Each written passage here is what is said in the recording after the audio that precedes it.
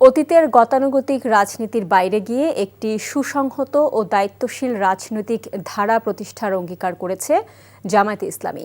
বিরোধী দলে থেকেও গঠনমূলক ভূমিকা রাখার প্রতিশ্রুতি দিয়েছেন দলটির আমির ডাক্তার শফিকুর রহমান।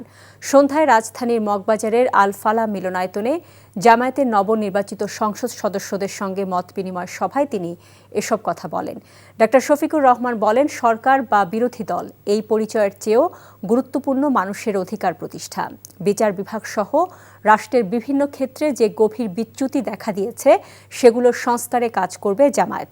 তিনি আরও বলেন, সংসদে বিরোধী দল হিসেবে উন্নত গণতান্ত্রিক ব্যবস্থার যেভাবে দায়িত্বশীল ভূমিকা রাখা হয়, জামায়াত ইসলামীও সেভাবেই কাজ করবে। সরকারি দল আন্তরিক হলে জনগণের অধিকার প্রতিষ্ঠায় ঐক্যবদ্ধ উদ্যোগের কথাও তিনি জানান। নির্বাচনের আগে যত কথা আমরা আপনাদেরকে বলেছি, একটা বিরোধী দল হিসাবে আমাদের নিজের অবস্থান থেকে তার যতটুকু সর্বোচ্চ পালন করা সম্ভব, বাস্তবায়ন করা সম্ভব, আমরা সেই ব্যাপারে ইনশাআল্লাহ প্রতিশ্রুতিবদ্ধ। আমরা আপনাদেরকে ছেড়ে কোথাও যাব না।